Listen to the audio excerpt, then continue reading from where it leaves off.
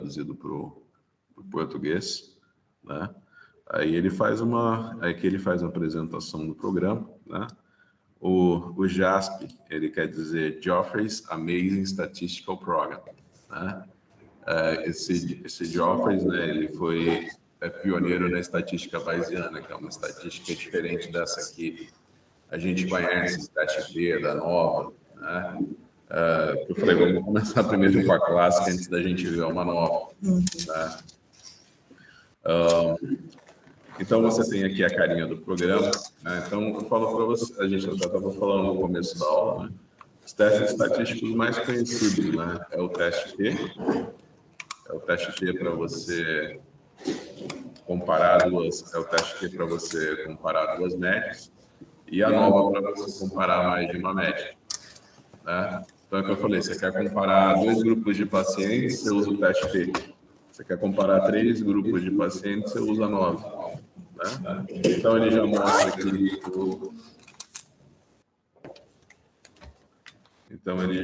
ele já mostra aqui bonitinho, sabe? Acho que o seu também está com o áudio deixado. Tá. Eu abri sem querer, sim. Então você imagina que aqui você tem o teste T e a nova para você fazer o teste.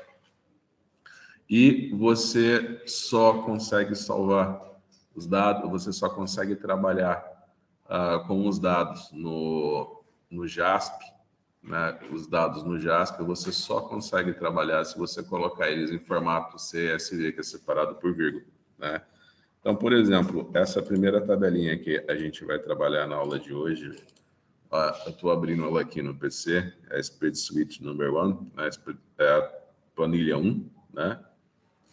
Eu estou abrindo aqui, né? Então, aqui você tem a massa de nitrogênio, que foi obtida através da decomposição de compostos químicos. E embaixo você tem a massa de nitrogênio que foi obtida através do ar, sabe? É um experimento clássico do Lord Reynolds, sabe? Que ele obtinha nitrogênio a partir do ar e a partir da decomposição da matéria orgânica. Só que ele observava que tinha uma pequena diferença na massa de nitrogênio que ele obtinha através da decomposição da matéria orgânica e na massa de nitrogênio que ele obtinha através do ar, né? Aí ele falou, tá, mas será que essa diferença é significativa? Será que essa diferença é significativa? Então, é o nosso primeiro exemplo, né? Você vai ter que comparar 2 conjuntos de dados distintos, né? Ou você vai comparar 2 populações, né? Você vai comparar a massa de nitrogênio que ele obteve através da decomposição química e você vai comparar a massa de nitrogênio que você obteve através do ar.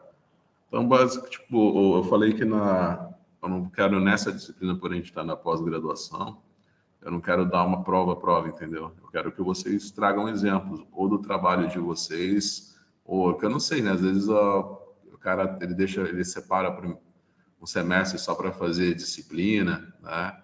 Revisão da literatura, ele não está indo para o laboratório ainda, ainda vou pedir para o cara me trazer resultados suficientes para a gente fazer uma análise estatística, né? Então, você procura na literatura, mas é que eu falei, eu prefiro que seja da pesquisa de vocês. É que assim, eu também, já que eu tenho uma classe tão grande, né? Com tantos alunos, né? Eu acho que eu posso voltar o curso para as necessidades de vocês, né? Então tá, a primeira questão do dia, né? Vocês acham que essa massa de nitrogênio aqui, que eu obtenho da decomposição da matéria orgânica através do ar, você acha que essa massa que essas 2 massas são iguais ou diferentes?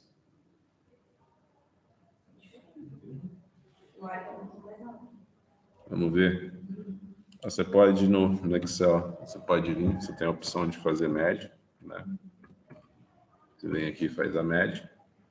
Aqui você tem a massa de nitrogênio que tu obteve da decomposição da matéria orgânica. E aqui você tem a massa de nitrogênio que você obteve através do ar, né? Ele pegava ele passava o ar através do cobre aquecido ao rubro, aí o oxigênio virava óxido de cobre, né? Você imagina também que na atmosfera tem vapor de água, né? Ele também fazia a água reagir com... ele tinha um processo para secar o ar, né? Que tem vapor de água no ar, né? Enfim, então ele obteve, através da decomposição da matéria orgânica, ele obteve 299, 473 e, através do ar, ele obteve 2310109. Então, você vê que, numericamente, são valores muito próximos. Então, repito a pergunta, será que tem diferença nesses dois conjuntos de dados? Assim, isso que me lembrou que eu fazia quando eu trabalhava com duas matrizes, eu queria saber se existia efeito matriz. Não sei se está correto o que eu fazia, mas eu usava o teste F para ver teste F e teste T. Para ver a significância, ok. Basicamente, você tem a opção de usar o teste F para saber se as variâncias são equivalentes, né? Então, por exemplo, até está no livro do Gaussman, né? Cadê o livro do Gaussman? Teste T não peguei. Sim. Também? Você usa o teste T para comparar as variâncias, e você usa o teste F é para comparar as variâncias, o teste T é para comparar as médias, né? Então, a gente tem aqui da apresentação básica do JASP, né? É quando ele fala de estatística descritiva, né? Tem a descrição, né? Que às vezes é que eu falei, eu entro no curso, né? A média e desvio padrão, acredito que todo mundo conheça, né? Mas tem as outras estatísticas básicas, né? Então, por exemplo, no Excel, você sabe que o desvio padrão, né? Vai avaliar a dispersão dos dados, né? Então, você imagina que quanto mais dispersos os dados estão da média, maior o teu desvio padrão. Então, uma medida de você ver a dispersão de uma população através do desvio padrão. Então, falando, né, que a gente, pelo jeito, meus três alunos, eles são da parte quantitativa, né? Você pegou e analisou 7 vezes a mesma amostra, né? Então, você fala, meu resultado foi preciso, porque eu tive um desvio padrão pequenininho. Meu resultado foi impreciso, eu tive um desvio padrão grande, eu tive 70% de desvio padrão relativo, né? Então não teve muita precisão. Então, você pode representar a precisão, né, através do desvio padrão. Então, você vem aqui e coloca o comando no Excel, é desviped, você coloca aqui os intervalos, né? Você coloca aqui os intervalos. Então, você vem aqui de novo, desviped.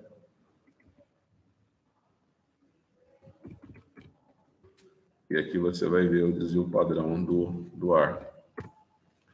Então, aqui você tem o desvio padrão, ó. Então, aqui você tem as médias. Aqui você tem o desvio padrão. E aqui... É que eu falei, às vezes, assim, o desvio padrão ele é sempre relativo à unidade do que você está medindo, né? Então, por exemplo, você está medindo a concentração de açúcar no sangue. Você está medindo em miligramas por litro, né?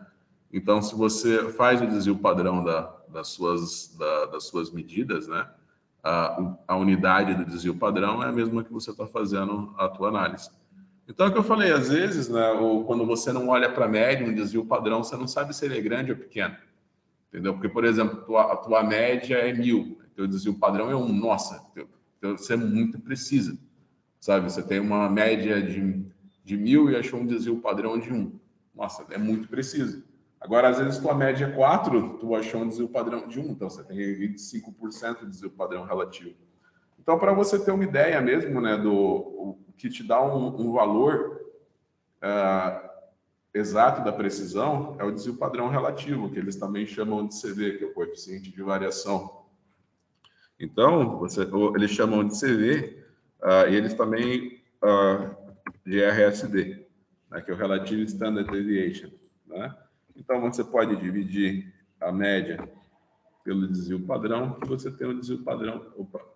Tem que dividir a média pelo desvio padrão, só que aí você multiplica por 100, né? Aí você tem... Desculpa, eu troquei. É o desvio padrão dividido pela média. Então, aqui você tem os desvios padrões. Então, o nitrogênio que vem da decomposição da matéria orgânica tem um desvio padrão de 0,05%, e o que vem do ar tem um desvio padrão de 0,006%. Então, você pode ver que a precisão com que ele determinou essas massas é muito alta. Tá? Então, a primeira coisa que a gente faz é comparar a variância das duas populações. Tá? Você pode, no Excel, né, você pode comparar a variância de duas populações.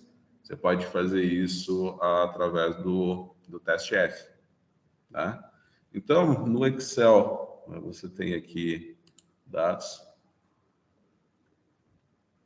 Aí a maioria do Excel já vem com esse prompt aqui habilitado, né? No de você está habilitado, análise de dados. Se não tiver habilitado, né, você pode vir aqui em arquivo. Você vem em arquivo, você clica em opções, se não tiver habilitado no teu PC. Aí você vem aqui em suplementos.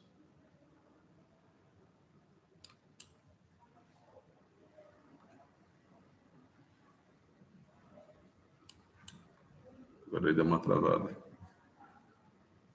Você vem aqui em aqui você vem em suplementos e aqui você vai habilitar. Né? Você vai habilitar o análise de dados. Em suplementos que você faz a habilitação. Né? Você pode também clicar em suplemento. Aqui, ó. Você viu? Vou voltar aqui. Você vem aqui, arquivos, opções. Aí você clica em suplementos. Aí estava escondido aqui, eu vou colocar ocultar essa barrinha. Aí você clica aqui, aí tem aqui embaixo, suplementos do Excel, tá vendo? Aí você vem aqui e clica em ir. Aí aqui você vai habilitar, né? Então, você tem aqui o solver, aqui a ferramenta de análise, aí tem erro ocorrência, ferramentas de análise, né? Então, está tudo habilitadinho aqui, você vai dar OK, e agora você pode usar. Então, você vem em dados, análise de dados, você vem em análise de dados e aqui tem várias formas, né? Tem várias opções do Excel. Já tem pronto. Então, você pode vir aqui no Excel, aí você fala aqui, teste F. É engraçado que já é descritivo os testes no Excel, você está entendendo? Ele já te fala para que serve cada teste. Então, ele fala, teste F, o que será isso? 2 amostras para variância. Você vai comparar a variância, né, de 2 amostras. Você vai fazer a comparação. Então, tudo isso aqui que eu fiz, a média, desvio padrão, nem precisava ter feito. Né? Você sabe, foi só para mostrar para vocês, né? Eu queria causar esse impacto de você olhar para os dados e ver que eles têm médias praticamente iguais, né? E aí eu pergunto para você, esses valores são iguais ou não? São médias praticamente iguais, né? 2,99 e 2,31, né? Numericamente é muito próximo. Então, vou comparar a variância dos dois, né? Só tem um detalhezinho antes, né? Você falou que podia fazer manualmente, né? Então, você imagina que manualmente o teste F é o quê? É você dividir a maior variância pela menor variância. Lembra que variância é o desvio padrão ao quadrado, né? Então, por exemplo, eu poderia colocar aqui vamos deixar tudo bonitinho na sequência. Então, posso colocar uma outra célula aqui, que é o desvio padrão ao quadrado, né?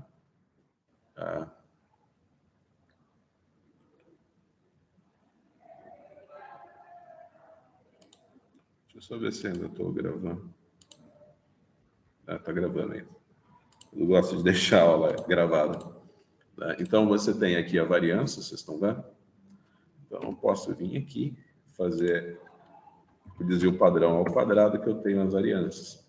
Né? Então, eu olho aqui, eu já sei que o menor desvio padrão, né, é o nitrogênio que eu obtive através do ar. O maior desvio padrão é o nitrogênio que eu obtive da decomposição da matéria orgânica. Então, geralmente a gente acha o valor de F e, através daquelas tabelinhas, né, você correlaciona o valor de F com o valor de P. Né? Você correlaciona o valor de F com o valor de P. Então, você faz aquelas tabelinhas, né? Você olha, consulta a tabelinha, né? Tem o número de graus de liberdade ali, você acha na tabela. Né? Não vou me dar nenhum trabalho de mostrar essa tabela, porque não tem sentido tu ficar consultando tabela, sendo que você tem um computador. Né? Então, só falando, né? Você divide, mas você só imagina o seguinte, né? Que esse valor de F que a gente vai calcular agora manualmente, ele é diretamente proporcional ao valor de P. Então, você imagina que quanto maior o valor de F, menor o valor de P. Então, se você acha um F enorme, você já sabe que são diferentes as variâncias. Né? Então, por exemplo, eu vou dividir a maior variância pela menor, porque o valor de F ele tem que ser sempre maior do que 1. Né? Se bem que o Excel também ele entende valores, ele entende ao contrário, né? Mas geralmente a gente não entende. Então a gente faz esse valor, você já achou um valor de F de 93,48. Aí você já para assim, poxa, é bem grande esse valor, né? Então você já imagina que com certeza o valor de P vai ser menor que 0,05, né? Você lembra que a gente escreve, né? Imagina que o valor de P igual a 1, você imagina que você tem 100% de chance. Né? As duas populações são iguais. Né? E o valor de P aceitável é quando você tem pelo menos 0,05. Né? Você vai falar que duas populações são iguais, né? Se o teu valor de P é igual a 0,05. Se ele for menor que isso, você fala que são diferentes. Né? Você rejeita a sua hipótese. Né? A nossa hipótese aqui é que as variâncias são equivalentes. Se as variâncias não são equivalentes, o valor de P é menor que 0,05. Então é que eu falei, né? Eu já fiz isso no passado, né? Em sala de aula, a gente fazia todo o cálculo e consulta a tabela, né? Você pode vir aqui no Excel, análise de dados, teste T para 2 amostras quanto à variância. Então, eu vou colocar a maior variância aqui, que é o nitrogênio que eu obtive através da decomposição da matéria orgânica, e eu vou colocar a menor aqui. Aí eu vou clicar aqui no intervalo de saída, vou clicar aqui. Clicando aqui, ele vai me dar o relatório do teste F. Então, lembra que o teste F é para você comparar as variâncias dos seus métodos. Tá? Então, você vem aqui, clique em OK, e ele vai te retornar o valor do teste F. Tá? Então, tudo que a gente já tinha calculado manualmente, ele calculou para a gente aqui. Ele calculou a média e já calculou a variância. Aqui ele me deu o número de graus de liberdade. Eu tenho 8 observações. Eu tenho 8 observações para o nitrogênio que eu obtive da decomposição da matéria orgânica e 7 observações para o nitrogênio que veio do ar. O valor de F que ele calculou é igual ao que eu calculei manualmente, mas a grande vantagem é que ele me dá o valor do F crítico, né? Você imagina que quando você faz aquela estatística baseada em tabelinhas, né? Você tem um valor de F crítico, né? Você imagina que, por exemplo, se eu olho lá na minha tabelinha, né? Deixa eu ver, 8 e 7. Aí ele tem um valor de F crítico, quer dizer que se o F for maior que o valor, se o valor de F for maior que 4,2, o teu valor de P é menor que 0,05. Você rejeita a sua hipótese de que as variâncias são equivalentes. Então, você vê que o F crítico é 4,02 e o que você achou é 93,48. Consequentemente, o teu valor de P, ele é... Consequentemente, o teu valor de P, ele é muito baixinho, ó. Ele é 1 vezes 10 a menos 5. Né? Ele é muito menor que 0,0. menor ainda que 0,01. Entendeu? Se fosse menor que isso, você já rejeitava, mas isso... Então, esse dado não serve. Não, está dizendo que as variâncias dos teus dois conjuntos é diferente. Entendeu? Então, estatisticamente, A são valores diferentes. Não, a variância das duas populações é diferente. Agora eu tenho que ver quanto à média. Eu só comparei a variância das duas populações, eu tenho que ver quanto à média. Então, você tem a opção, né, você tem o teste T presumindo variâncias equivalentes, e você tem o teste T presumindo variâncias distintas. Né? O teste T, em que as suas populações têm variâncias diferentes, né? O teste T onde você tem variâncias diferentes, ele é conhecido como o teste de Welch. Né? Então, é o que eu falei, o Excel, ele vem aqui, eu fiz muito tempo comparações assim, né? Então, às vezes é o que eu falei, às vezes você está testando o efeito de uma droga, né, no ratinho. Aí não sei o que você vai medir no ratinho, glicemia, peso, enfim. Então, você tem um grupo de controle que você não deu nada e você tem um grupo que você deu ali, o Caio é da fitoterapia dos produtos naturais, né? Então, é o extrato da planta. Então, você tem um grupo de ratinhos que é controle, você não fez nada com eles, né? E o outro que você deu o extrato lá da planta maravilhosa do professor Caio. Você vai comparar os dois grupos, né? Então, faz de conta que você mediu a glicemia dos dois grupos de ratinho. A primeira coisa que você faz é, antes de você olhar para as médias, né, é comparar as variâncias das duas populações. Você não vai pegar a glicemia da média do controle e a glicemia do experimental e comparar. Primeiro vamos olhar para a variância. Primeiro vamos olhar para a variância das duas populações. Né? Você está testando a precisão dos seus métodos analíticos lá no laboratório. Né? Você tem um método de referência e um método que você está introduzindo. Então, você tem os resultados com o método de referência e você tem os resultados com o método que você está introduzindo no laboratório. Antes de você olhar para as médias, olhe para a variância. Se a variância não está no teste F. Aí você ainda pode comparar, mas você ainda pode comparar utilizando o teste de Welch. Né? Mas é claro que quando você fala em validação de metodologia analítica, você tem alguns critérios limitadores, entendeu? Né? Você tem os critérios limitadores, né? Que, por exemplo, o método de referência dá um desvio padrão de 1%, né? Mas você imagina que até 10% de desvio padrão é aceitável. Então, se você achar um desvio padrão relativo, né, de 5%, ainda é aceitável, mas com certeza ele vai ser estatisticamente diferente do método de referência. Então, você vai falar, meu método que eu introduzi no laboratório, ele é menos preciso, ainda aceitável, né? É menos preciso, mas ainda aceitável, né? Mas a vantagem é que ele é muito mais barato. Né? Você não... Tem gente que fala, você comparou as variâncias, deu diferente, acabou, não presta. Não, calma, não tomamos conclusões precipitadas, né? Então, aqui você fez o teste F, você já viu que as variâncias são diferentes. Então, você pode vir aqui, né, em análise de dados, aí você tem o teste T. Aqui você tem para... Nunca se esqueça de que você tem amostra, você tem variáveis pareadas e não pareadas. Né? O que variáveis dependentes e variáveis independentes. Né? Aí eu falei, tá, mas o que é uma variável dependente? Né?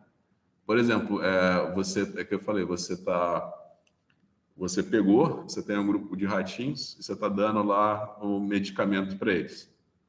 Aí você mede a glicemia deles 30, 60, 90 e 120 dias depois que você deu a medicação.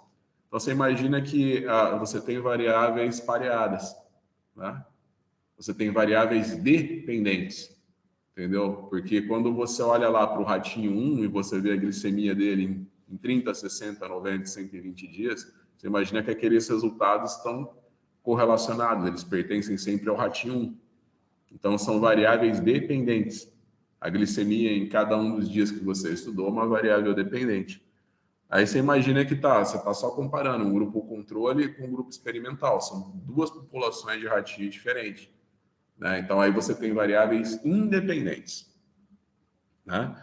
Então, nesse caso, ele fez um experimento de um jeito e fez o outro experimento de outro jeito. Então, ele tem variáveis independentes, né? Então, você vem aqui, então você tem o teste T para amostras impar, né, que ele está dizendo que é o jeito do Excel de falar, que é quando você tem amostras dependentes. A gente vai fazer um exemplo com amostras dependentes.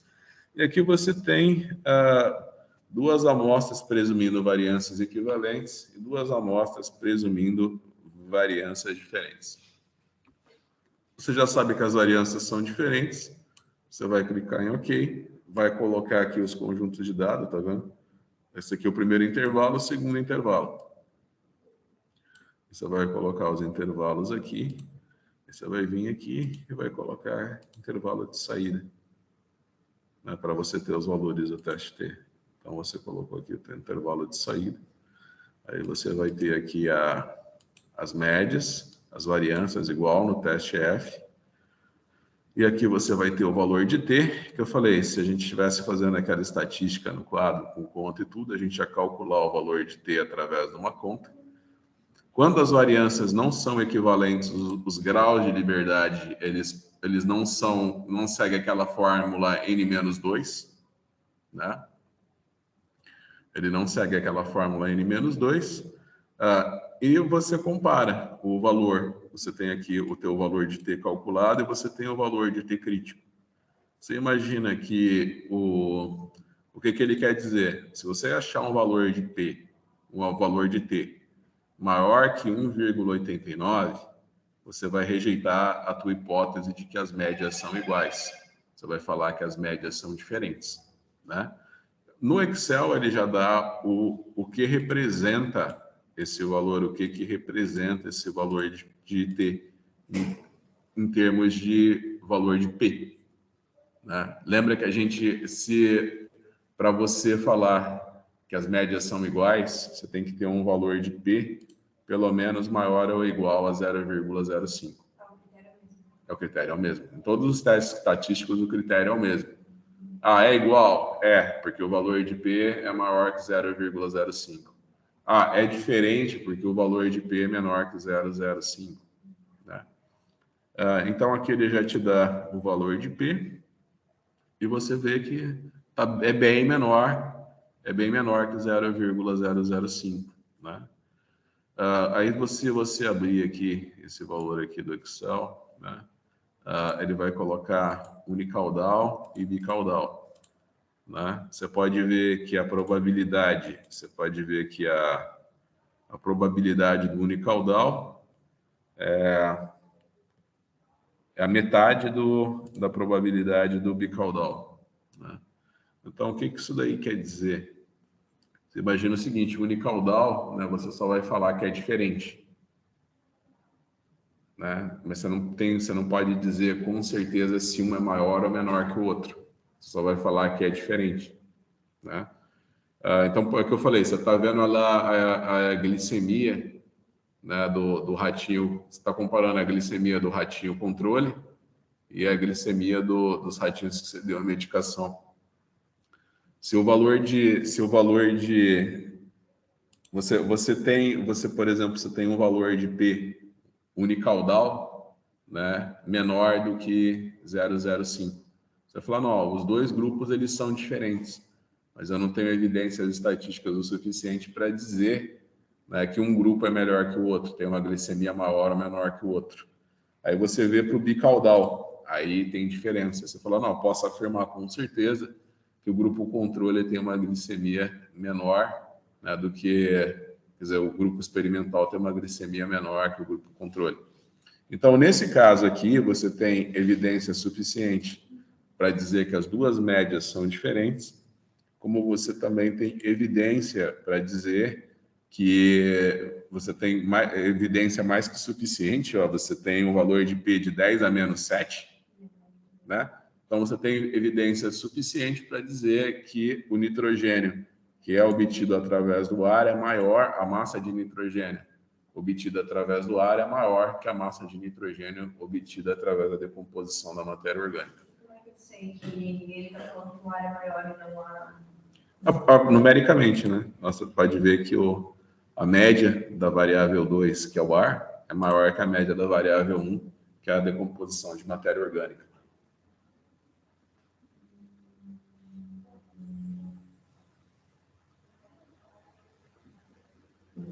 E da matéria orgânica é melhor? Não, o do ar, a massa de nitrogênio que vem do ar é maior do que a massa de nitrogênio que vem da decomposição da matéria orgânica. Mas digamos, se ele não teria essa matéria, então? Depois do teste de novo. Mas numericamente é muito próximo, né? Depois é que eu falei, depois eu vou dar exemplo para vocês em que o que eu quero que vocês, por que eu sempre começo com esse exemplo. Você imagina que quando você tem valores numericamente muito próximos, mas você tem um desvio padrão muito pequeno, essa diferença pode até ser significativa, entendeu? Então, isso é o que eu falei, você está analisando lá os ratinhos, comparando o grupo controle com o grupo experimental. Às vezes, as médias das duas populações são muito diferentes, mas como você tem um desvio padrão muito alto, você conclui que elas são iguais. É que eu falei que é o maior problema de estudos clínicos, né? O cara tem uma população muito pequena, né? Especialmente quando é estudo humano, né? Ele tem uma população muito pequena. Aí o desvio padrão dele acaba sendo muito alto, né? Então, estatisticamente, você não consegue falar que uma população é diferente da outra, apesar de, numericamente, as médias serem muito diferentes, né? É a mesma coisa, você vai comparar lá teu método de referência com o método que você está introduzindo no teu laboratório. Você fez poucas análises com o teu método, comparando os dois métodos, né? Às vezes você vai ter médias muito próximas, né? Mas você vai ter desvio padrão muito alto. Então, mesmo sendo resultados bem numericamente distintos, você vai falar que eles são iguais. Vamos dizer assim, se esse conjunto de cima fosse o método de referência e de baixo fosse o método de comparação que eu gostaria de saber se ele está ok, eu diria que ele não está bom, porque a variância deu ruim e a média deu ruim. Não, Não, você vai dizer que só que eles não dão resultados equivalentes. Vai falar que que eles dão resultados diferentes, né? Mas por quê? Porque o desvio padrão é muito pequeno. Você tem, no caso, uma acurácia muito grande, né? Que eu falei, quando você for fazer um método comparar um método de referência com o método que você quer introduzir no teu laboratório, você nunca vai conseguir um desvio padrão tão pequeno, né? Olha o desvio padrão que esse cara conseguiu, né? Desvio padrão relativo de 0,05, 0,006, né? É muito pequeno. Então, é o que eu falei, né? A gente faz essa estatística aqui que eu mostrei para vocês nas tabelas, né? Com Excel. Só que às vezes eu falei, às vezes minha frase predileta é: uma imagem vale mais do que 1000 palavras, né? Então, às vezes, uma imagem vai valer mais que um valor de P para vocês. É que eu falei, a gente sempre fica com essa discussão do valor de P, né? Então, você vem aqui, ó, primeira coisa que a gente faz quando está comparando dois conjuntos de variáveis independentes, comparar as variâncias. Como é que eu comparo as variâncias? Eu comparo as variâncias através do teste F. Eu comparo as variâncias através do teste F. Eu vou presumir que as variâncias são equivalentes. Não, o teste F é isso, ele presume que as variâncias são equivalentes. Se você tem um valor de P menor que 0,05, você rejeita essa hipótese. Aí você fala que as variâncias são diferentes, né? E com o teste T é a mesma coisa. Agora eu vou comparar as médias. Eu já sei que as variâncias são diferentes, então eu uso um teste T presumindo equivalências diferentes, que também é conhecido como teste de Welch, né? Eles chamam de teste T quando as variâncias são equivalentes. Se as variâncias são diferentes, eles chamam de teste de Welch, né? Muito bem, então a gente tem... E a mesma coisa, você faz a comparação das médias através do valor de P. Se meu T crítico unicaudal, desculpa, se meu valor de P unicaudal for menor que 0,05, eu vou falar que as médias são diferentes. E como o meu P bicaudal também é menor que 0,05, eu posso afirmar com certeza que o nitrogênio obtido do ar tem massa maior que o nitrogênio obtido através da decomposição na matéria orgânica. Esse foi um experimento que ele provou que na atmosfera existia um outro gás que é inerte, né? Que eles achavam que na atmosfera só tinha oxigênio e nitrogênio, mas também tem argônio, né? Então, essa diferença de massa que teve entre o nitrogênio obtido através da decomposição da matéria orgânica e da atmosfera, ele utilizou essa diferença nas médias para dizer que havia mais alguma coisa presente no ar. E como ele fazia esse experimento, né, de fazer o oxigênio reagir com o cobre aquecido ao rubro, né, ele sabia que o nitrogênio não ia reagir com o cobre aquecido ao rubro, e o outro gás, que ele, na época ele sabia só que tinha um outro gás na atmosfera, ainda ninguém conhecia o argônio, né? Ele presumiu que também ele era um gás de baixa reatividade, né? Aí levando em conta o conhecimento químico que a gente tem desde o ensino médio, né? A família 8A, a família dos gases nobres, né? A ideia de gases nobres porque ele tem 8 elétrons na camada de valência e não vai reagir. Então, o que eu falei, esse mesmo conjunto de dados, a gente pode trabalhar ele no JASP, né? Então, de todas essas presunções que a gente fez aqui, ele já pode avaliar para a gente. Então, eu vou fechar essa tabela aqui, abrir de novo, porque eu mexi nela todinha, senão ele vai desconfigurar. Eu vou voltar aqui, eu vou abrir ela de novo. Para essa tabelinha aqui, ela ser trabalhada no JASP, ela tem que estar no formato CSV. É o que eu falei, uma coisa boa do JASP é que você pode trabalhar com ele com as suas planilhas em Excel. Eu mesmo, quando eu comecei a usar outros programas além do Excel, todos os meus dados estavam em Excel.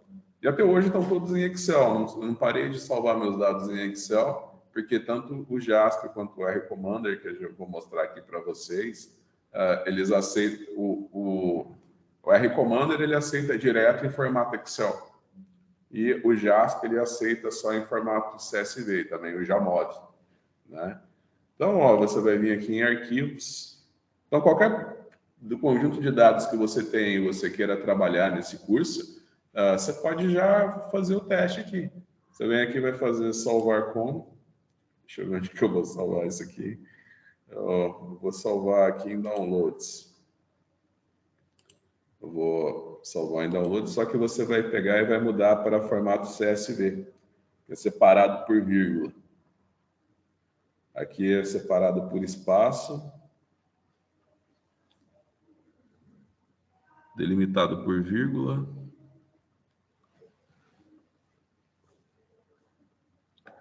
Tem o CSV do Macintosh. Aqui, CSV, separado por vírgula. Tá vendo?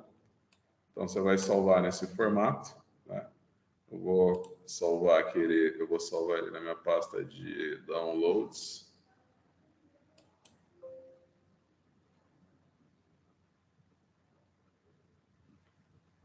Eu já tenho outra aberta com o mesmo nome. Não tem problema, então eu vou colocar um W aqui, para não salvar com o mesmo nome. Então, agora sim, eu vou vir no JASP. Aí tem esse item aqui, que é o sanduíche. Você clica aqui, Open. Aqui é um sisteminha que o pessoal usa para compartilhar arquivos, que é esse OCF. Você pode pegar aqui arquivos seus de outras pessoas, desde que eles tornem públicos, né? Aqui, ele tem... Aqui é no seu computador, né? E ele mesmo já vem com uma biblioteca. Ele já vem com uma biblioteca de banco de dados, né? Então, por exemplo, você quer falar assim, eu quero ver teste T. Para que serve esse teste T? Ele mesmo aqui ele já tem uma série de conjuntos de dados em que ele trabalhou o teste T, né? Às vezes tem até alguns testes que você não tem nem ideia do que é, né? Por exemplo, a gente baixa aqui Machine Learning, né? Bom, não tenho nem ideia do que é Machine Learning, por exemplo. A gente realmente está na primeira aula do curso hoje. E também eu acredito que não vai dar tempo da gente chegar em Machine Learning, né? Mas falando, acabou o curso, tá, o professor mostrou a estatística básica, mas eu estou vendo aí que tem esse tal de Machine Learning, né? Que é muito atual. Mas o que será isso? Se você clicar aqui nessa pasta e abrir os exemplos, você já vai entender, entendeu? Então, a ideia do JASP é isso também, sabe? Espero que vocês não me demitam, né? Mas a ideia é que tu aprenda estatística sem precisar de professor, de qualquer coisa. Né? Só com os exemplos que tem aqui já é o suficiente para tu entender e dominar como fazer todos esses testes. Né? Então, aqui eu trouxe um teste meu, mas é o que eu falei, tem milhares de exemplos aí. Né? Então, eu falei, o professor falou na aula de hoje de teste T, e ele vai falar com certeza não vai terminar, eu não vou conseguir terminar na aula de hoje o teste T, mas na próxima aula, mas eu garanto que assim que a gente terminar de trabalhar o teste T, a gente vai trabalhar a nova. Eu já vou ver então os exemplos que tem aqui, depois eu vou ver os exemplos que tem de ANOVA. Então você já pode estudar sozinho, sem o professor. Então, voltando ao meu exemplo aqui, que eu uso esse exemplo, meu Deus, eu uso esse exemplo desde quando eu sou professor. Você vem aqui em browser, né? Aí eu sei que eu salvei em downloads, né? Eu vou abrir aqui no Spreadsheet, aí ele vai importar. Aí está importadinho aqui para o JASP, tá vendo? Então, o que eu quero fazer? Eu quero ver se essas médias, eu sempre quero comparar as médias, né? Então, eu venho aqui em teste T, teste T para amostras independentes. Eu tenho aqui a dependent variable e grouping variable, né? Então, é o que eu falei, aqui, essa dependent variable é uma variável que é numérica, entendeu? Eu estou comparando, eu vou comparar a altura dos alunos de uma classe com a outra, entendeu? A altura é uma variável, eles chamam de variável contínua, porque você consegue classificar numericamente, né? A altura, o peso, né? Uma variável contínua. Eu chamo de variável quantitativa porque ela sempre te dá uma quantidade, né? A concentração de açúcar no sangue, a altura, o peso é quantitativo. E você tem a variável de grupo, que é também uma variável qualitativa, homem, mulher, né? E assim você tem a variável, o exemplo mais clássico, né? Homem e mulher, sim ou não, são variáveis qualitativas, tá? Então, aqui a gente vai colocar o nosso número, que é a massa de nitrogênio, e a gente vai colocar aqui a source, né, que essa é da decomposição da matéria orgânica. Esse número que o professor pegou é o cabeçalhozinho, ele é o que está sendo medido. Isso. É o cabeçalho, né? Se você olhar aqui a tabelinha no Excel, né? Eu coloquei nitrogen mass, né, na coluna A, e na coluna B eu coloquei, né? A fonte que veio esse nitrogênio. Então, você tem aqui, você clica em teste T. Não, já tinha clicado já. Né? Então, aqui ele já me fez o teste T. Ele já me deu um valor de T bem alto. E ele já me deu um valor de P menor do que 0,05. Ele até indicou aqui. Teu valor é menor que 0,01. Esquece, é diferente. Se você for olhar para essa tabelinha aqui, você imagina que ele tem aqui a hipótese, né? Que hipótese que ele está olhando, para ver só se esses grupos são diferentes. Mas você tem a hipótese também do grupo 1 ser maior do que o grupo 2 e a hipótese do grupo 1 ser menor que o grupo 2. Né? Então, você poderia mudar também, né? O teste vai continuar o mesmo e isso dá uma outra conclusão. Quando aquele me deu quase 100% de chance da massa do grupo 1 ser menor que a do grupo 2, que é o que eu falei para vocês, né? A massa de nitrogênio que vem do ar, então você imagina que ele sempre olha na sequência. Você imagina que o quem aparece mais em cima na tabela é o grupo 1. Quem aparece mais embaixo é o grupo 2. Né? Então, quando eu coloquei aqui, ó, os resultados são diferentes? São. Olha, já deu o valor de P menor que 0,01, são diferentes. Mas será que os resultados do grupo 1 são menores que o do grupo 2? Ele falou com certeza. O grupo 1 é menor do que o grupo 2. Essa é a tua hipótese agora. E ele falou, com certeza. Então, você pode dizer com certeza que a massa de nitrogênio que vem do ar é maior que a que vem da decomposição da matéria orgânica. Que é o que mostra no Excel como teste T unicaudal e teste T bicaudal. Entendeu? Então, aqui você só vê se é diferente. E aqui você vê se um grupo é maior que o outro. Só que tem umas coisas que eu não falei para vocês ainda, que são essenciais. Esse teste aí que vocês estão acostumados a ver, né, Caio, não sei se você chegou já a ver alguma coisa de estatística, você trabalhou você trabalha na área, trabalhou na área. Que tu já me falou que já fez. Não, eu não, a área de estatística não. Então, não, que ela já me falou, né, que ela trabalhou com controle de qualidade no laboratório, fazia o teste F, fazia o teste T, fazia a nova. E, basicamente, especialmente na pós-graduação, né, todo mundo vem que já tem, ou não tem conhecimento nenhum de estatística, ou tem algum conhecimento, é sempre teste T e teste F e a nova. Né, são os mais utilizados, né, na estatística. Até aqui eu abri um documento de metro, né, que daí é onde ele pede para usar o teste F ou o teste T na parte da seletividade, quer dizer, é para usar os dois, né? Teste F e teste T. Aí fala assim, ó, se o teste F não for significativo, a matriz não causa efeito sobre a precisão. Isso. Então, teoricamente, assim, eu entendo que, na verdade, ele descarta o ensaio. Isso. Porque ele fala, tipo, não tem que ser significativo. Se for significativo, causa efeito. E a gente não quer... Você viu a palavra que ele usou, precisão. Entendeu? O teste F é para comparar variâncias, que é uma medida de precisão. Lembra que eu falei que, na verdade, a variância é o desvio padrão elevado ao quadrado, e você mede a precisão através do desvio padrão. O desvio padrão longo, ele quer dizer que você vai espalhar mais os seus dados. E depois ele fala que o teste T é a mesma coisa. Se o teste T não for significativo, a matriz não causa efeito sobre o resultado.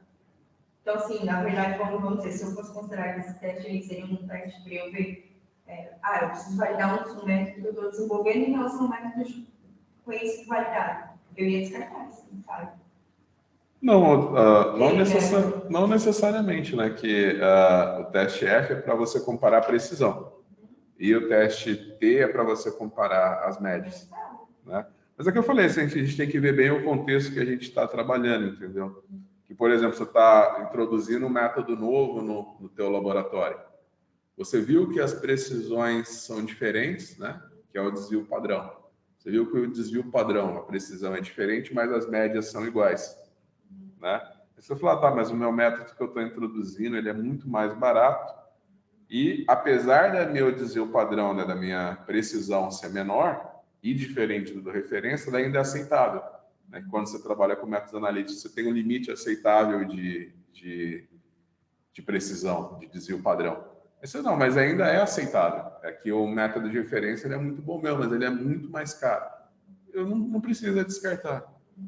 Né? Então, mas, enfim, esses testes aí que são muito utilizados, né, você imagina que a maioria dos cursos de estatística básica que tem na graduação, na pós-graduação, a gente não se estende além do teste T e da nova. O teste T e a nova são conhecidos como testes paramétricos de hipótese. Por quê? Porque a gente sempre testa uma hipótese, maior, menor, igual, diferente. Aí eles chamam paramétricos, por quê? Porque eles são para uma distribuição normal, e além deles serem para uma distribuição normal, eles precisam que as variâncias sejam equivalentes, né? E você tem as correções, né? Então, por exemplo, o que a gente acabou de fazer com o Excel foi uma correção, né? Porque eu usei o quê? Eu usei um teste T. Eu vi que as variâncias são diferentes, mas eu usei um teste T para quando eu sei que as variâncias são diferentes, né? É uma correção. Essa correção, né, quando as variâncias são diferentes, a gente chama de teste de Welch. Tá? Então, você pode falar que é um teste T para variâncias equivalentes, um teste T para variâncias diferentes, que também é conhecido como teste de Welch. Então, quando você olha aqui no JASP, né, você descer aqui, você tem o teste de Student e o Welch, o teste de Welch, é isso. Quando você sabe que as variâncias são diferentes, você usa essa correção. Então, eu coloco aqui o Welch, aí ele me mostra você imagina que a conclusão que eu chego com o teste de Welch é a mesma que com o teste T, que são diferentes. E quando você tem dados que não são normais, sua distribuição não é normal. Aí você vem aqui e usa o teste de Mann-Whitney. O teste de Mann-Whitney é para quando você tem distribuições que não são normais, né? Então, eu cheguei ali no Excel, eu já fui fazendo teste F, teste T, mas eu nem falei para vocês desses dois critérios que são muito importantes, né? Que é a gente verificar a normalidade dos nossos dados, né?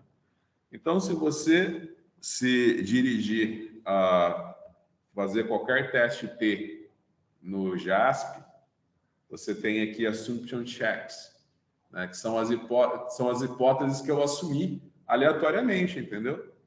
Eu cheguei e falei para vocês, eu vou ensinar para você o teste F e o teste T. São dois testes paramétricos, entendeu?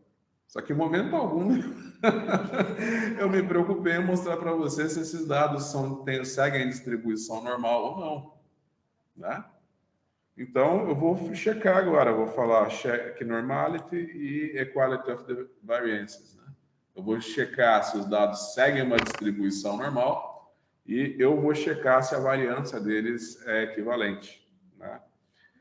Você imagina que o teste de Levine, né? Você tem o teste para verificar variâncias. Você imagina que quando você quer comparar a variância de dois grupos, você usa o teste F, que eu mostrei para vocês no Excel. Se você tem dois ou mais grupos, né? Não importa se você tem 2 grupos ou se você tem 10.000 grupos, né?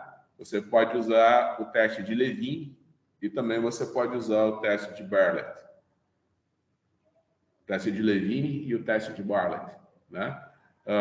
Por configuração do JASP, ele usa o teste de Levine, né? Então, você tem aqui o teste de Levine, ele te dá um valor de P menor do que 0,05. Então, você já confirma o que a gente viu lá atrás no Excel com o teste F. As variâncias são diferentes. E você tem aqui o teste de Shapiro-Wilk, que é para normalidade, né? Então, você imagina o seguinte, tem o teste T, você calcula o valor de T e confronta com uma tabela para achar o valor de P. Você imagina que o Shapiro-Wilk é a mesma coisa, só que você acha o valor de dado. Não vou ficar fazendo cálculo aqui, né? Porque não tem sentido fazer cálculo, sendo que o computador ele faz todos os cálculos para você, né? Até eu vou copiar meu colega lá da Unesp, porque ele dá um curso semelhante, só que ele chama o curso dele de Estatística Sem Cálculos, né? No próximo semestre eu vou colocar Estatística Sem Cálculos, o nome da disciplina.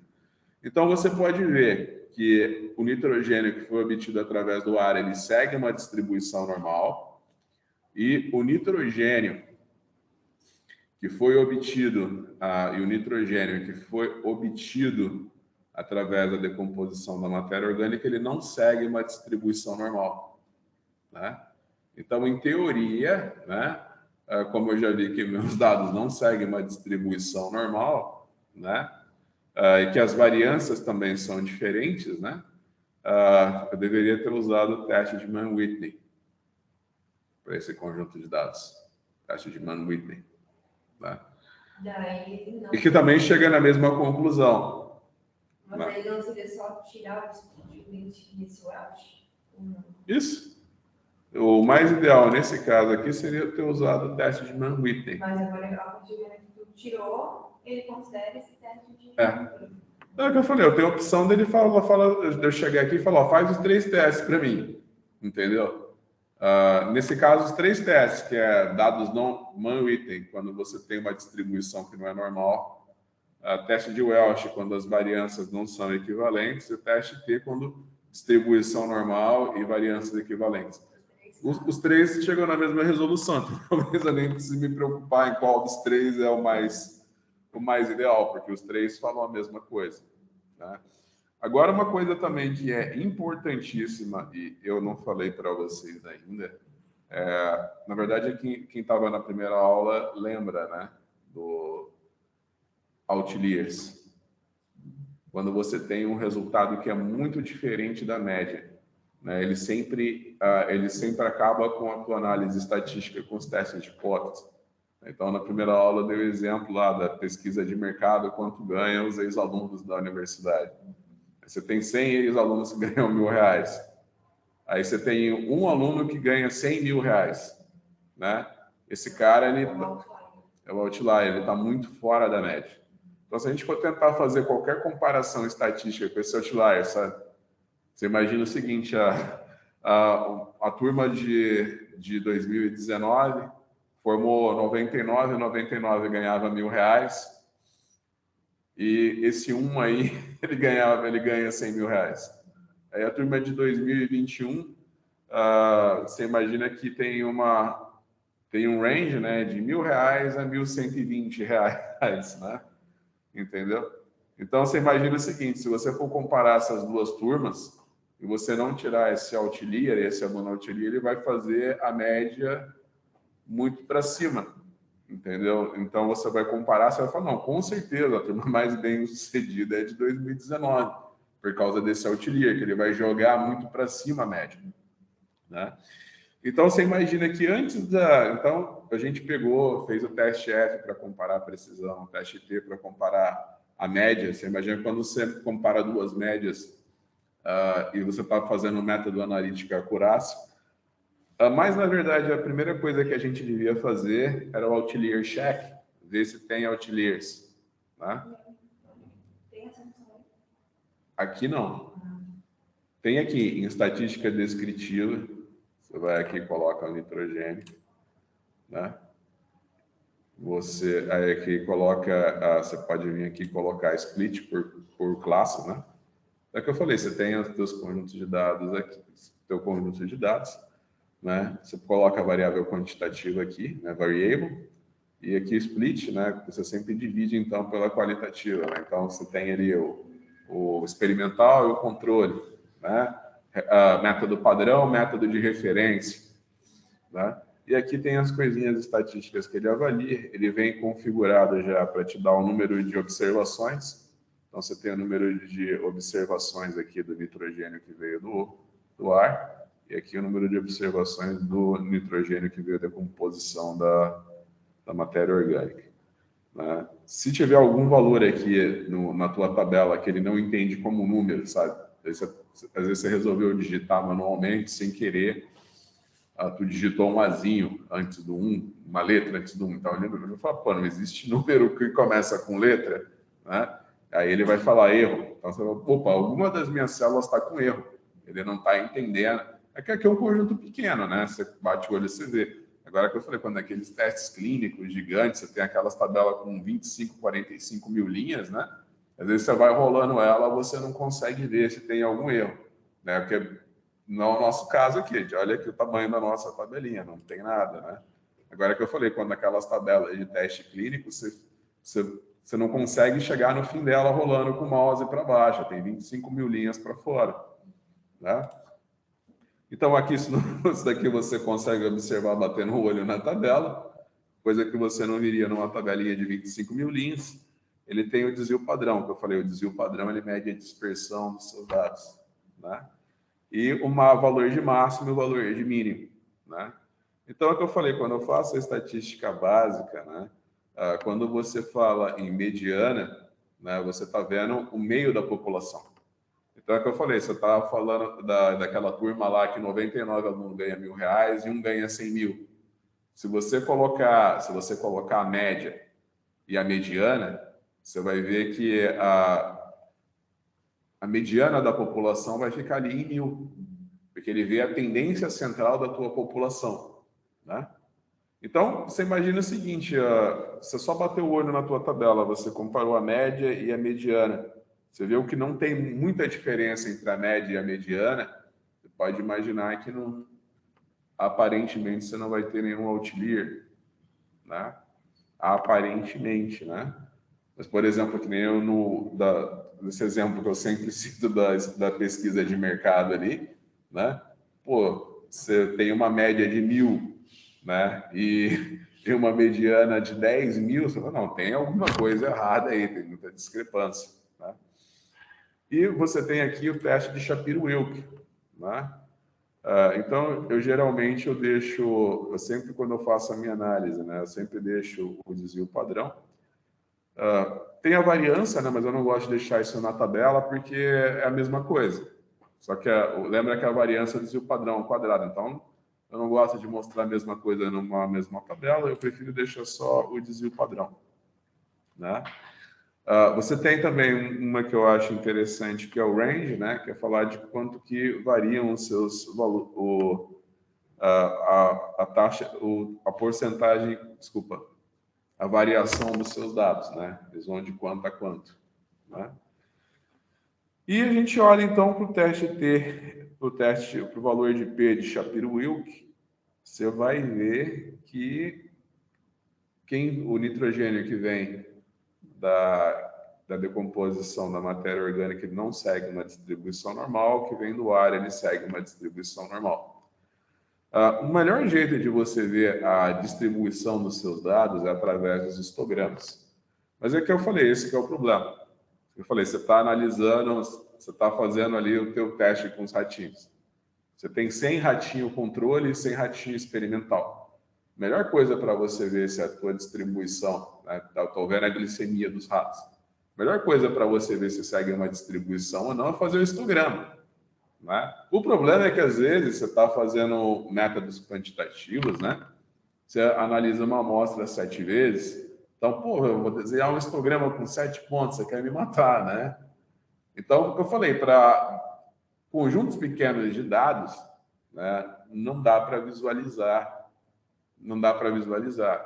Pode dizer que vocês consultem outro professor, ele fale do contrário, mas na minha humilde opinião, dados pequenos, conjuntos de dados pequenos, você não consegue ver através da distribuição.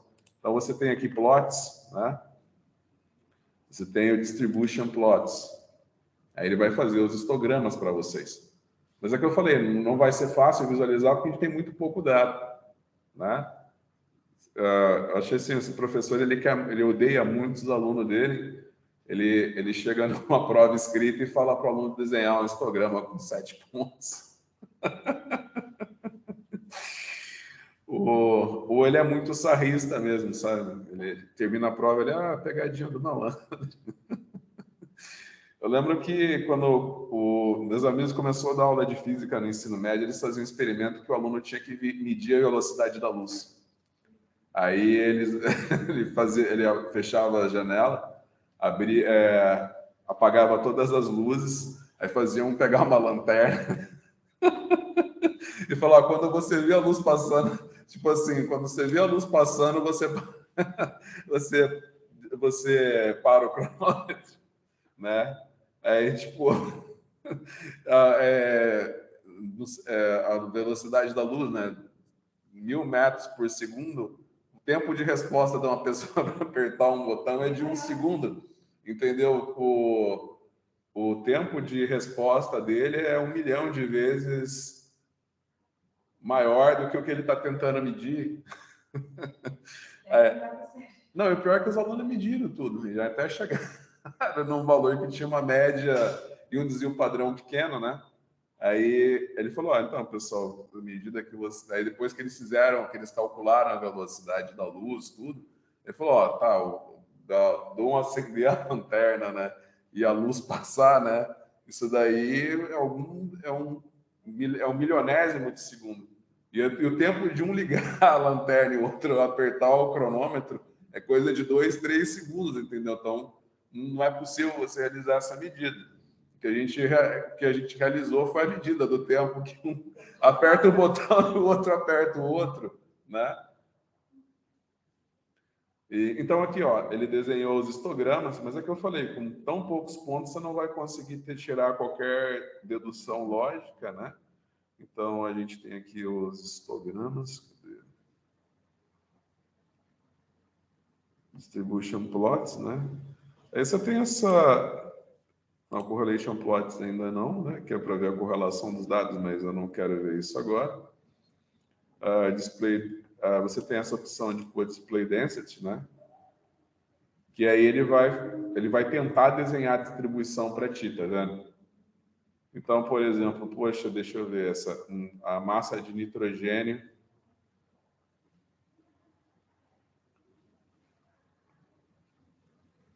Ó, essa daqui que veio do ar e essa daqui que veio da decomposição da matéria orgânica. Você fala, opa, essa distribuição aqui que ele tentou desenhar para mim, com certeza ela não é uma distribuição normal, ela tem 2 caudas, né?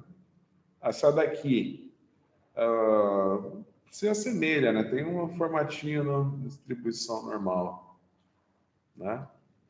Essa normal teria que ser um pico.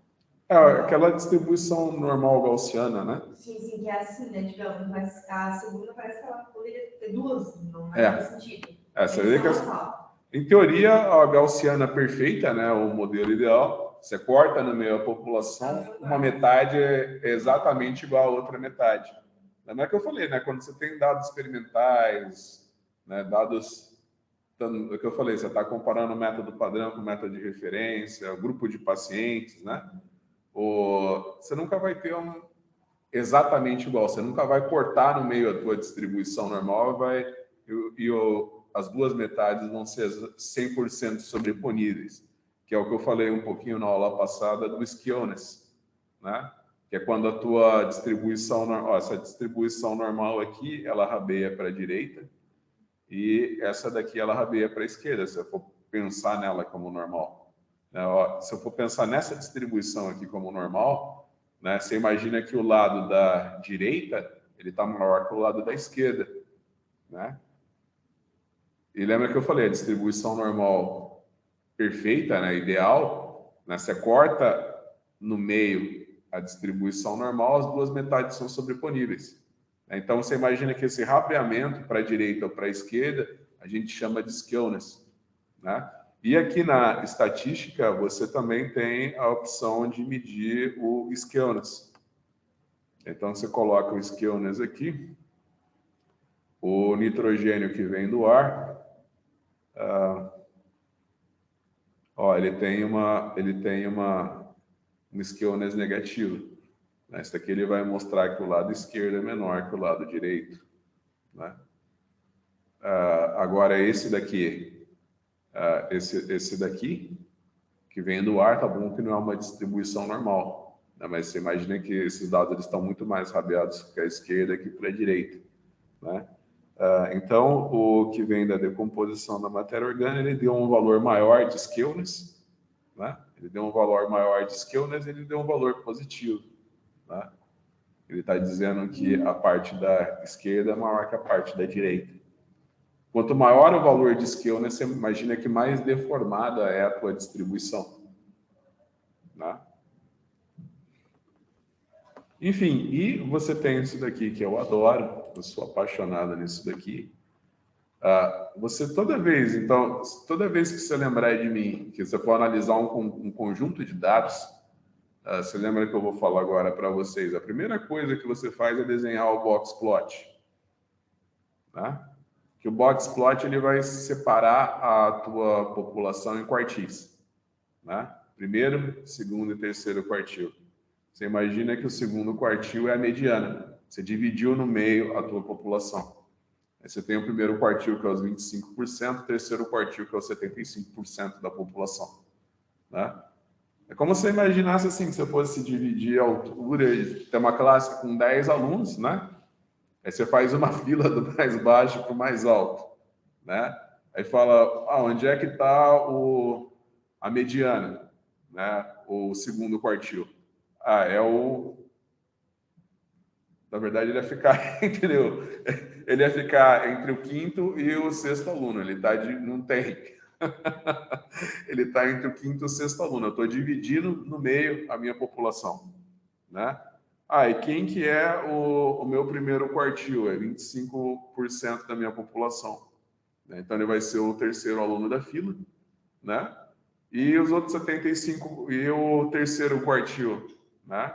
Ele vai ser ele vai estar entre o sétimo e o oitavo aluno da fila. Eu estou dividindo a minha população no meio, 25%, 75%.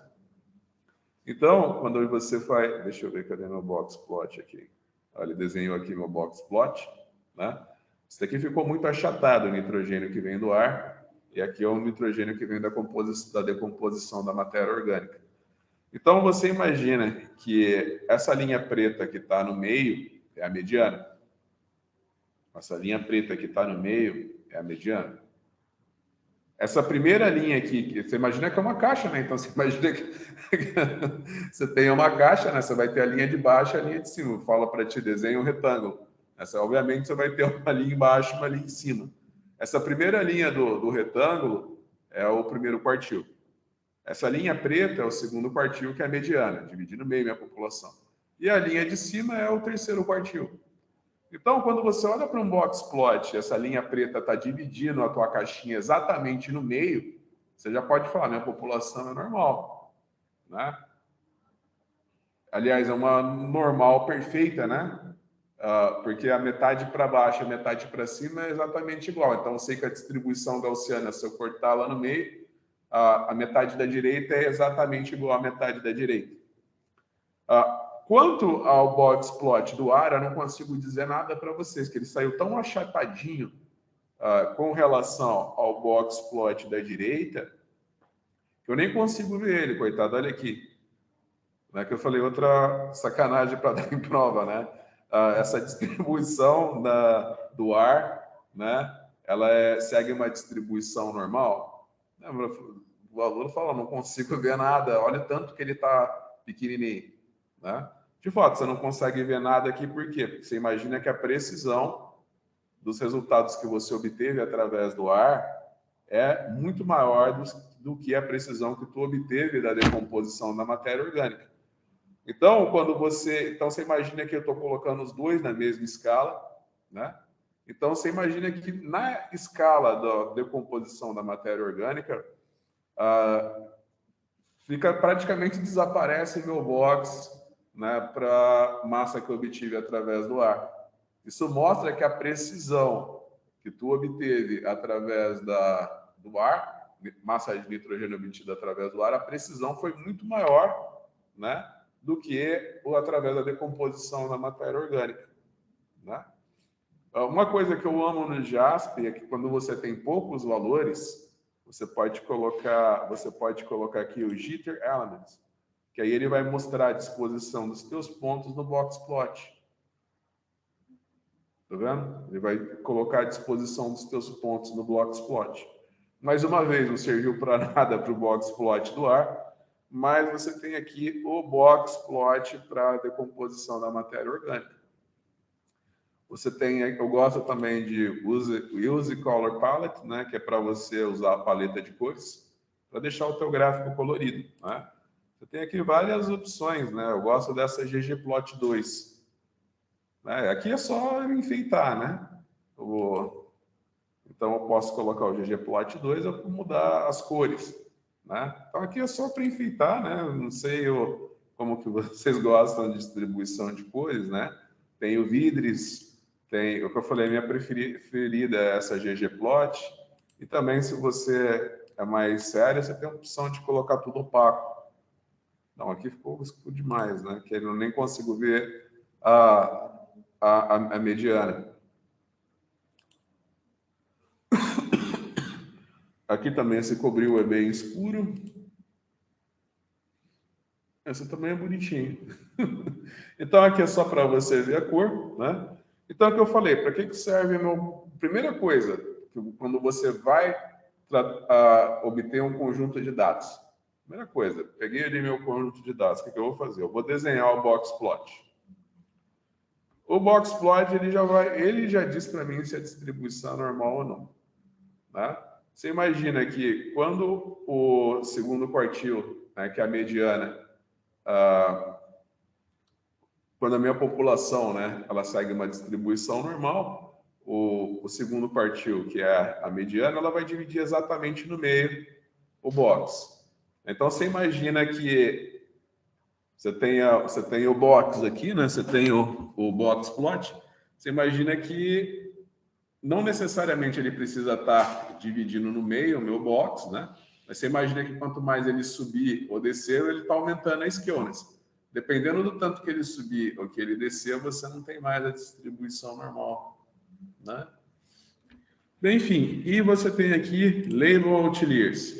Você vai dizer para mim quais desses valores são outliers, que eles estão muito fora da média, né?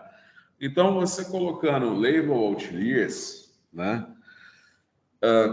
Numerar outliers, ele já fala que a observação de número 4, ela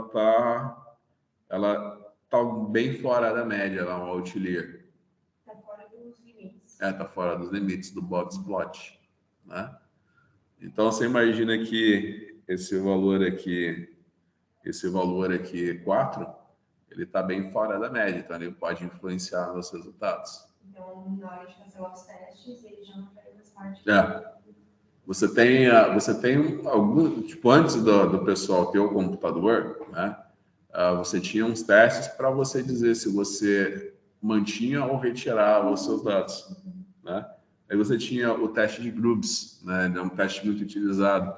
Você tinha o teste G de Galusco e você tinha o teste de Grubbs, né? Para você ver quais valores deveriam ser deletados ou mantidos no seu conjunto de dados. Mas com o computador, você tem um boxplot, ele já não tem por que você ficar fazendo o cálculo. E esse boxplot é baseado nesses testes de grupos, alguma coisa assim? Ou Não, ele só divide a população, entendeu? Aí você imagina que o que cai fora dos skimmers, né, que são essas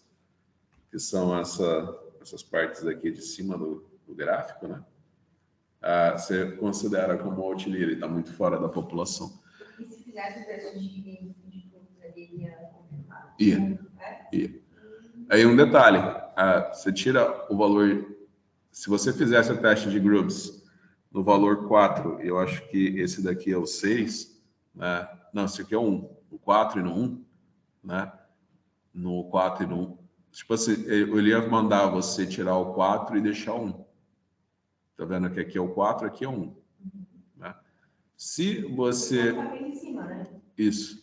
Mas é aquele negócio, se você fizer o teste de Grubbs aqui, ele vai mandar você tirar o 4 e manter 1.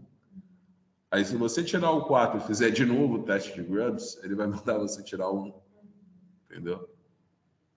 Então, ó, por exemplo, eu tenho aqui minha tabelinha, né?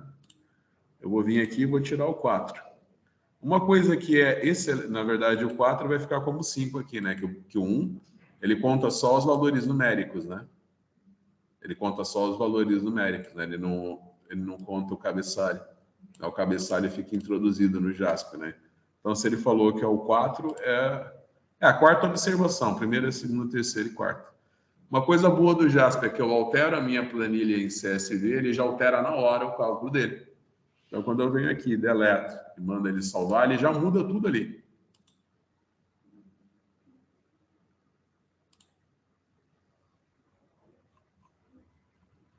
E aqui ele está pensando.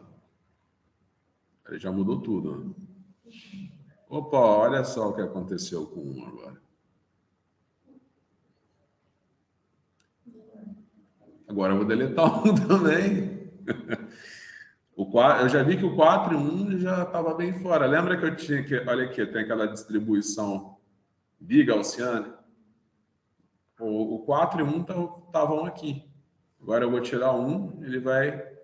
Sabe, eu tinha dois morros. Eu vou deletar o 1 e o 4, que são os outliers, um dos morros vai desaparecer. Eu vou ter uma distribuição normal.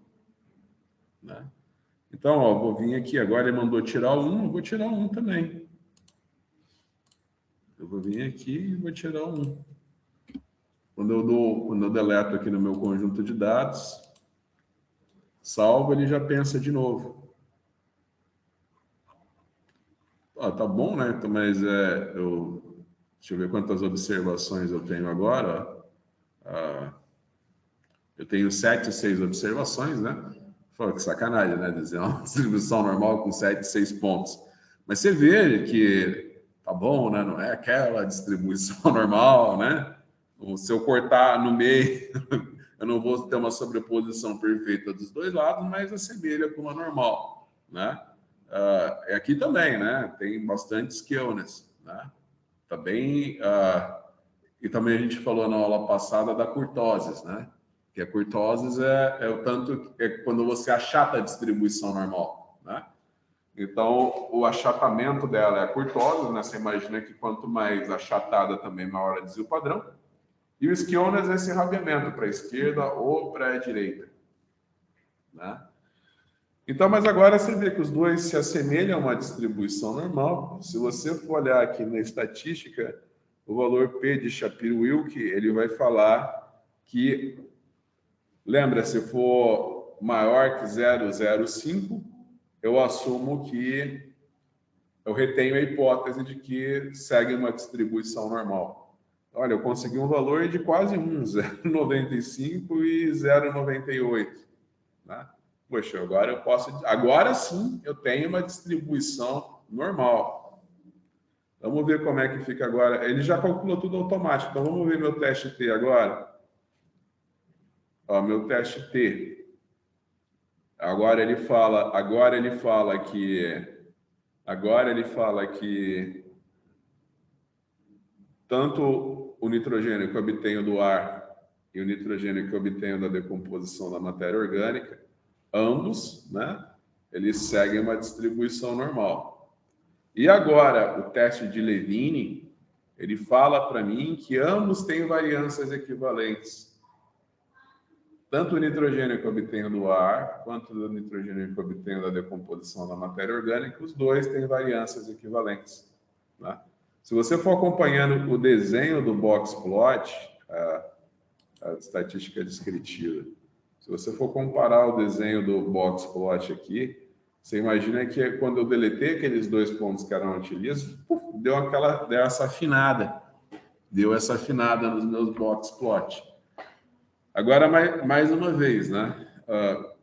O que o box plot te mostra? Precisão.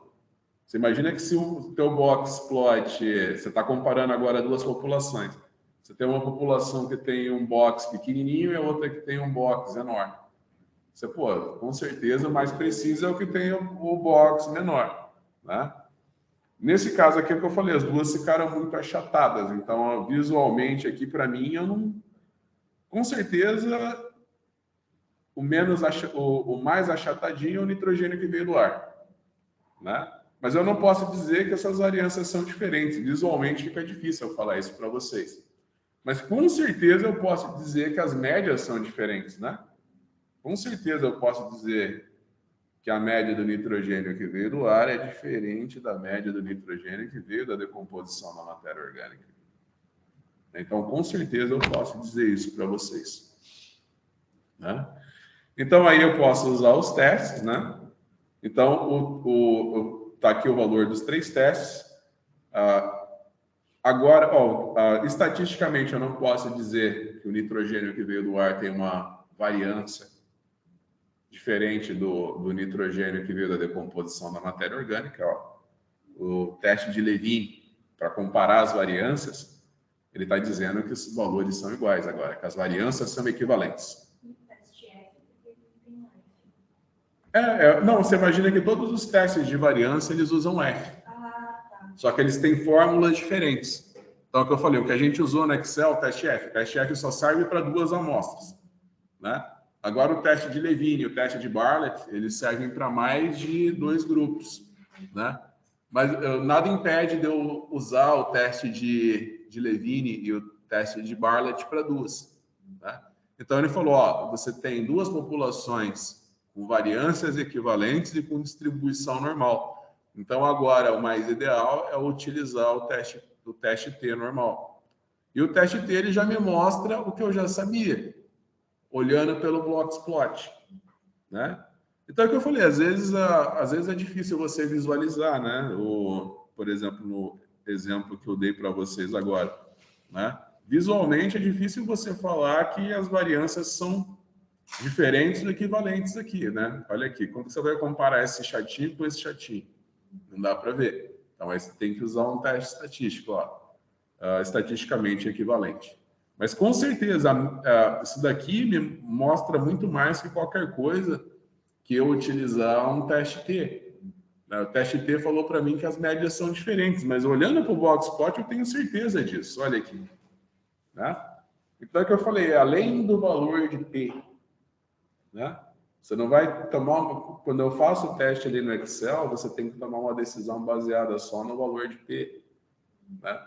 Mas às vezes soa meio estranho, né? O valor de P, né? Aí você tem visualmente, né? Se você for ver o valor de P que a gente obteve no teste T, ele é muito pequeno, né? Ele é muito pequeno o valor de P. Quer dizer que são muito diferentes as 2 médias, né? Mas o Blockplot, ele ilustra isso muito bem para ti. Você também tem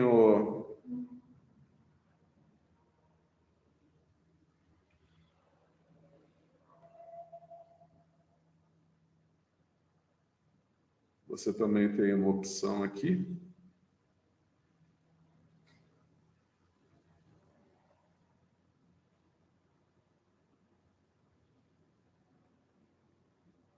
Não, desculpa, no teste T. Você tem aqui no teste T a opção do Descriptive Plots, tá vendo? O Descriptive Plots, ele vai te mostrar apenas as médias e o intervalo de confiança de 95%, né? Então, ó, olha aqui. Aqui é a massa de nitrogênio que veio do ar e aqui é a massa de nitrogênio que veio da composição da matéria orgânica, né? Então, você lembra que o intervalo de confiança é um valor de T. Esse valor de T vai depender do número de observações que você tem, né? Vezes o teu desvio padrão. Então, através do discriminante plots, você também consegue dizer que são visualmente, né? Sabe, tem professor que nem vem aqui e olha para esses 3 testes aqui, tá vendo? Tipo assim, eu nem precisaria, perguntei para vocês, tá? Essas 2 médias são iguais ou são diferentes, né? Também subentende-se, né? Será que eu posso dizer que uma é maior que a outra, né? Só se você viesse aqui e colocasse no Descriptive Plot, você já ia poder me responder facilmente isso daqui, né? Então, é o que eu falei, o Descriptive Plots, ele, com certeza, olhando para ele, você vai poder dizer se as médias são iguais, diferentes, e se alguma é maior que a outra, com certeza. Entendeu? O Descriptive Plots, ele te dá visualmente o que você pode obter com os valores de P, né? Às vezes é interessante você colocar no teu artigo o valor de P, que através de onde você calculou o teste de Welshman e Whitney, né? Mas toda vez que você for apresentar um teste estatístico, esteja pronto, né, para falar, tá, mas por que eu usei o teste T? Porque a distribuição é normal. Mas e as variâncias? As variâncias são diferentes, então você tem que usar o teste de Welsh, né? Mas eu não tenho nem distribuição normal, nem variâncias equivalentes. Então, eu uso o teste de Mann-Whitney, né? Que ele é um teste não paramétrico. Agora, se eu quiser ver o significado desses valores de P, eu já posso olhar direto para o discriminante plots e também eu posso olhar direto para o meu box plot. No meu box plot deixa bem claro, né? Em alguns casos também ele deixa... É que aqui ele ficou muito achatado, né? As duas populações. Mas o box plot, ele pode já te dizer se as populações são normais ou não, qual que é mais preciso, né? Imagina que o box que é maior, isso daí reflete uma imprecisão, em relação uma precisão menor que o box que é menor, né? E pela própria posição dos boxes, muitas vezes você pode dizer, né, se é maior, menor ou diferente, né? Então, é o que eu falei, é maravilhoso. Para o Excel também, ele tem os mesmos resultados, ó. Então, a gente trabalhou... Acho que ele é mesmo... Agora eu vou ter que salvar esse conjunto de dados aqui como Excel. Salvar como XLS. Vou colocar mais um W aqui. Então aqui é o nosso conjunto de dados onde eu não consegui... Eu comecei a aula, vocês não foram capazes de identificar os outliers, né? E eu deixei a coisa rolar. Aí vocês viram com o box plot quem são os outliers, agora a gente deletou. Então, agora que a gente deletou os outliers, né, aí vem a mesma pergunta, né? Será que esses dois métodos apresentam precisões, né? Esses dois conjuntos de dados têm precisões semelhantes? Agora eu vou fazer o que a gente já tinha feito, mas depois que eu excluí os outliers, tá? Então, eu vou vir aqui em dados, análise de dados, e aqui eu vou ver o teste T, teste F para duas amostras. Aí eu vou dar OK. Eu vou selecionar o do fonte química e já está selecionado aqui do ar. Eu vou deixar o intervalo de saída aqui. Olha,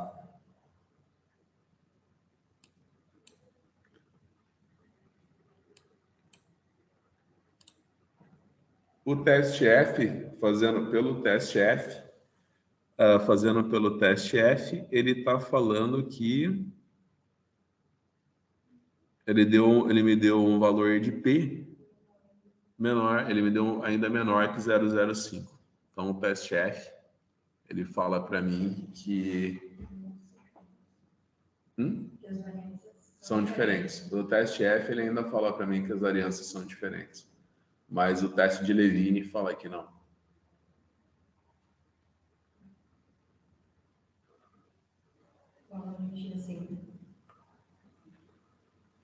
Então, olhando, eu olharia para a largura, eu olharia para... Tudo bem? Eu olharia para a largura do box, olharia para a largura. Mas você vê que ali é difícil você visualizar, né? Que ficou muito achatadinho os boxes, né? Mas é o que eu falei, por ser duas amostras, né? Eu levaria em conta o teste F, por ser só duas, tá?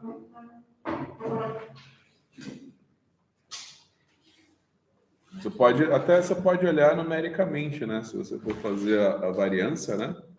A variância da variável 2 é 10 a menos 8.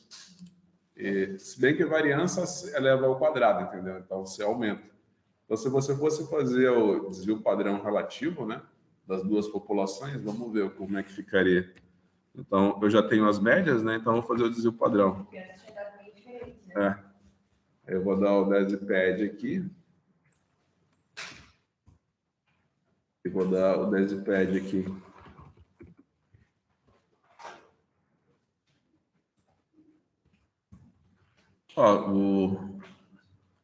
Uma deu 0,042, a outra deu 0,01. Se eu for dividir pela média, então eu multiplico por 100 e divido pela média. Aqui eu multiplico por 100 e divido pela média. 0,018 e 0,06.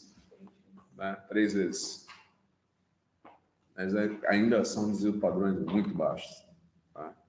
Eu falei, você nunca vai ter, você vai testar o método analítico, você nunca vai ter desvios padrões dessa magnitude.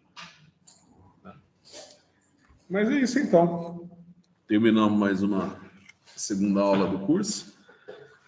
Depois vocês olharem no meu canal no YouTube, tem já umas playlists lá do Jasper que eu gravei no começo do ano. E toda a aula vai para o YouTube. Né? Então eu termino a aula já. Agora a gente vai para a aula, né?